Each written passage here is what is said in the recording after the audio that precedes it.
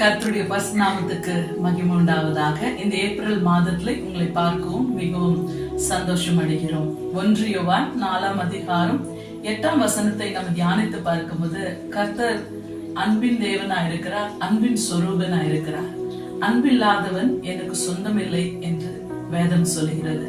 அதனால ஆங்கிலத்துல நம்ம தியானித்து பார்க்கும்போது 1 John chapter 4 verse 8 says, God is love. Whoever does not love does not know God, because God is love.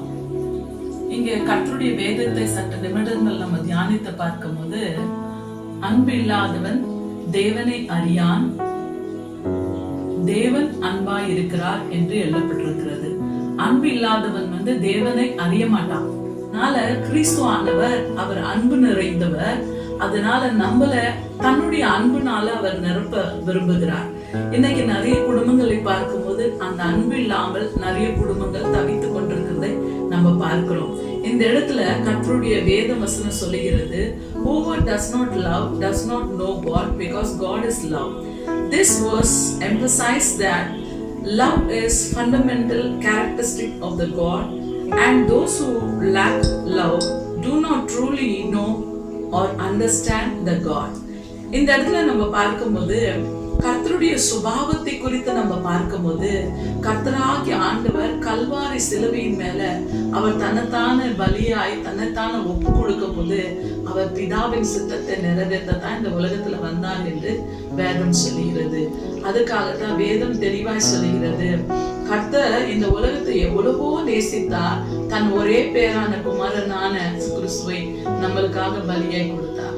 ஏன்னா நீயும் நானும் கெட்டு போகாதபடிக்கு. இன்னைக்கு யார் நம்மளை காப்பாத்துறது?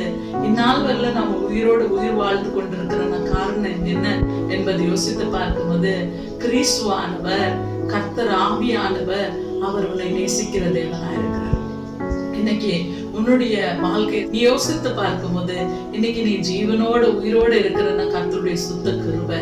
அவர் அன்பு நிறைந்தவரா இருக்கிறார், அவர் அன்பின் சொரூபனா இருக்கிறார், அவர் நம்மளை நேசிக்கிற தேவனா இருக்கிறார்.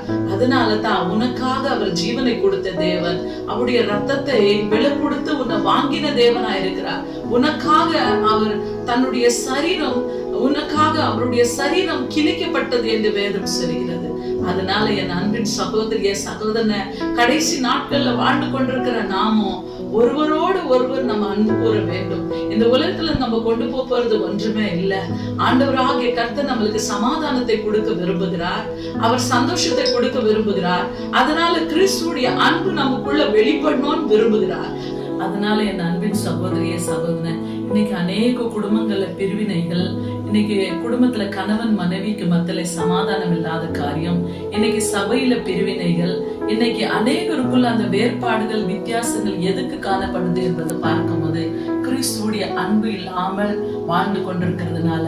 அதனால நமக்குள்ள கிறிஸ்துவுடைய அன்பு இருக்கும்போது, ஆண்டவர் உடைய வேதம் சொல்லுகிறது, அன்பே பிரதானம். ஏன்னா எல்லாத்தையும் காட்டிலும் அன்புதான் பிரதானமானது. அன்பு நமக்குள்ள இருந்தா இந்த உலகத்துல எல்லாத்தையும் நம்ம ஜெயிக்க முடியும். இந்த உலகத்துல எல்லாத்தையும் மேற்கொள்றதுதான் கர்த்தருடைய அன்பு. அதனாலதான் God is love. Whoever does not have love, he does not know God. கர்த்தர் அன்பின் சொரூபனா இருக்கிறார். கர்த்தருடைய அன்பு இல்லாதவன் எனக்கு சொந்தம் இல்லை என்று வேதம் சொல்கிறது. அதனால இந்த கடைசி நாட்கள்ல வாழ்ற நாமும் ஒருவரோட ஒருவர் அன்பு கூற வேண்டும். இந்த உலகத்துல நம்ம கொண்டு போற காரியம் ஒன்றுமில்லை. கொஞ்ச நாள் வாழ்ற வாழ்க்கை நம்ம கிறிஸ்து இயேசுக்காக அன்பு நிறைந்த வாழ்க்கையா வாழ வேண்டும். ஏன்னா இயேசு கிறிஸ்துவானவர் கல்வாரி சிலுவையில அவர் காட்டின அந்த அன்பை பார்க்கும்போது, அவர் எவ்வளவு நம்மளை நேசித்து இருக்கிறார் என்பது அந்த சிலுவையில அந்த காட்சியை பார்க்கும்போது தேவன் நம்மளுக்கு வெளிப்படுகிறார். அதனால என் அன்பின் சகோதரிய சகோதரனை, உங்களுக்காக நாங்க ஜெபிக்க ஆயத்தமா இருக்கிறோம். உன் பிள்ளைங்க இடத்துல நீங்க அன்பு கூற விரும்புகிறீங்களா? இல்ல கணவன் இடத்துல அன்பு கூற விரும்புகிறீங்களா? குடும்பத்து இடத்துல அன்பு கூற விரும்புகிறீங்களா? இன்னைக்கு ஆவியானவர் அன்பா இருக்கிறார். அதனால நம்ம ஒருவரோட ஒருவர் அன்பு கூறுவோம். உங்களுக்காக நாங்க செபிக்க ஆயத்தமா இருக்கிறோம். ஒரு வினாடி நம்ம கண்களை மூடி செபிப்போம். அன்பின் பரலோக பிதாவே, உம்மை ஸ்தோத்திரிக்கிறோம் ஆண்டவரே. இதோ தகப்பனே ராஜா, இந்த ஏப்ரல் மாதத்துல நாங்க பிரவேசித்து இருக்கிறோம் அப்பா. இந்த ஏப்ரல் மாதத்துல ஆண்டவரே அப்பா, நீங்க அன்பின் சொரூபன் என்பது ஆண்டவரே, அன்பின் தேவனா இருக்கிறீங்க என்று வெளிப்படுத்தி பேசினீர் அப்பா. யாருக்குள்ள கர்த்தருடைய அன்பு இல்லாமல் ஆண்டவரை வாழ்ந்து கொண்டிருக்கிறாங்களா ஆண்டவரை, ராஜா அன்பு இல்லாதவன் எனக்கு சொந்தம் இல்லைன்னு சொல்லிடுற ஆண்டவரை, ஒவ்வொரு பிள்ளைங்க மேல கரிசனம் கரை இறங்கி வரட்டும் ஆண்டவரை.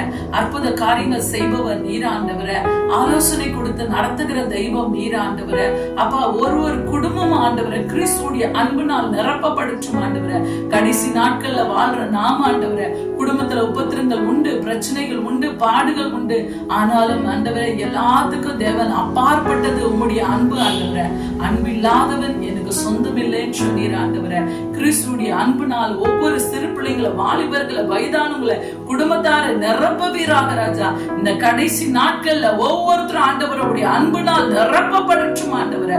ஒவ்வொரு குடும்பங்களையும் ஆண்டவரை நீங்க கொடுத்த அதிகாரத்தை கொண்டு இந்த ஏப்ரல் மாதத்துல கிறிஸ்துடைய அன்புனால் நிரப்பி ஒவ்வொரு குடும்பங்களை ஆசீர்வதிப்பீராக.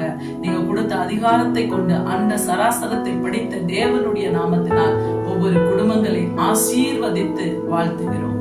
இயேசு நாமத்தினால் ஆமென். Praise the Lord. God bless you.